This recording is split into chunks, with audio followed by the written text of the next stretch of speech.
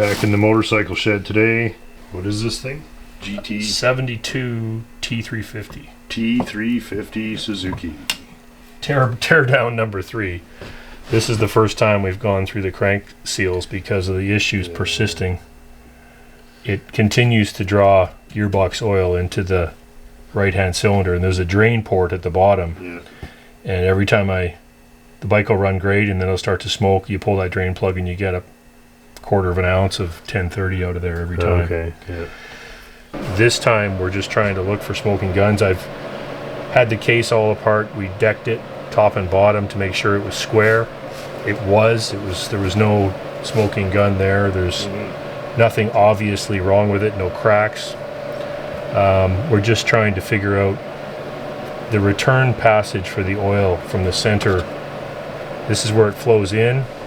Yeah. It goes down that hole, and as that fills up, it comes up here and then is drawn in.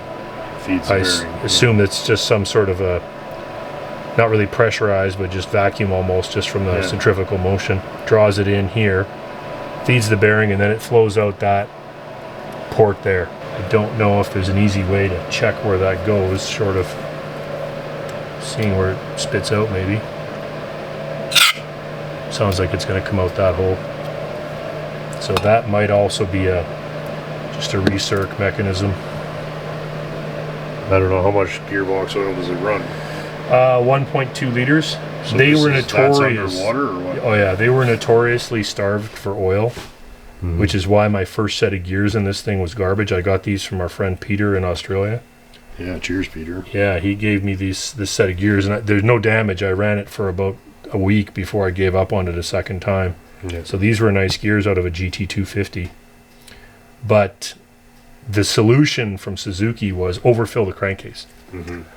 Just looking at how we've possibly screwed this up in the past is these seals rotate on the crankshaft, and I never gave them any thought.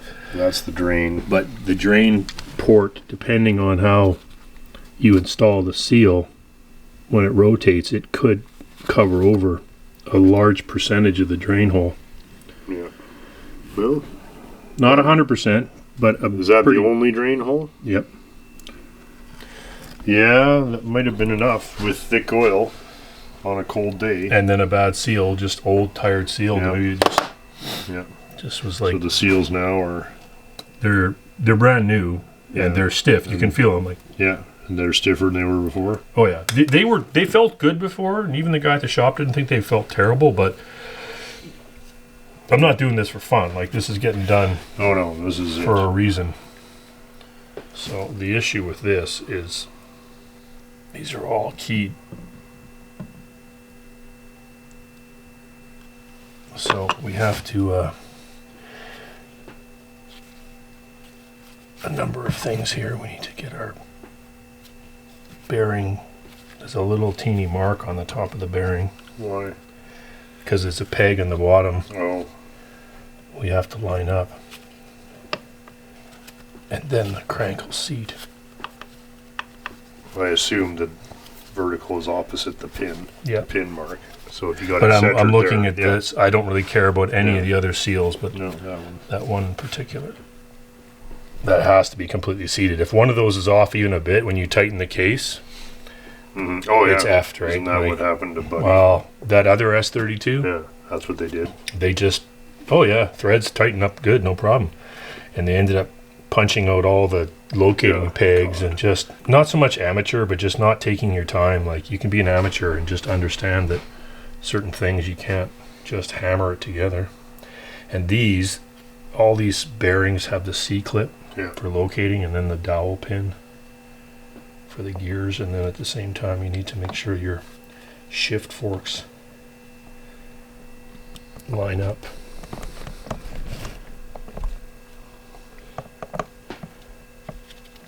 Generally speaking, when I put these together, I have both gears and they go in together. I'm trying to do it one at a time. There it goes. Okay. Beauty. To line that up. This stuff's fascinating, and look at how well machined these things are. Just shitting out of the factory as fast as they do. Like, look at that tolerance there. That gear is very tight. Half, probably 2 thou clearance, and then this gear is pumping oil like that to feed that oil feed. Oh yeah, it would probably just about hammer pressure. Yeah, hammer it in there.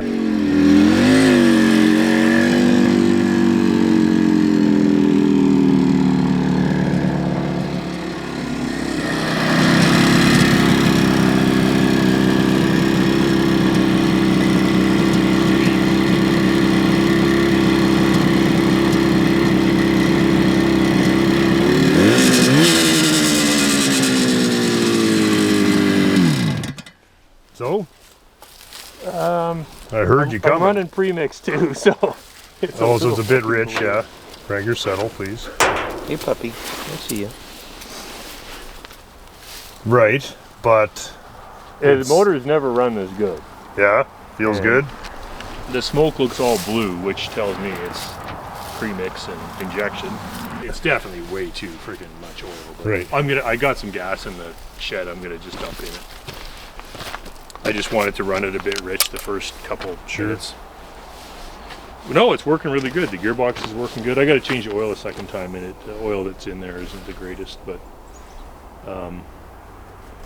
seems to be working good. The front brake's coming together a little bit, bedding in. Because it wasn't great last time. But what I had to do was put sandpaper on the inside of the drum. It was and glazed. then, well, no, inverted. And then open the pads and sand the pads to match the diameter. To match the diameter radius. of the drum, Okay. Because they was only touching on the outer edges and they weren't doing anything. Now they're just starting to work a bit better. But man, it's got a lot of power. Yeah, I bet, hey? It scoots, man. Like it well, really, it should scoot like an RD, and everybody. They were from those up, in the right? day. They did 14-second quarter mile. Are you kidding? That thing would do 14s? Mid-14s, yeah. It would take a pretty serious muscle car in the day to dust this Well, off. it's funny. There was an ad. I should send you the picture of the ad. It had a Shelby or 428 Mustang, a 440 Coronet, a 440 Roadrunner, Chevelle, and some other Oldsmobile, and it said the S32 will beat 3 of these 5 cars in the quarter mile, and the T500 will beat all 5 of these cars. Yeah. This is only 315. It's not a big motor. Yeah, well, it looks deadly. Well, yeah, I'm really happy because you were ready to burn it. Oh, yeah. Well, I'm curious if we'll start on cool. the kicker now. Did you push start it earlier? Yeah, it's like the first bump it started, but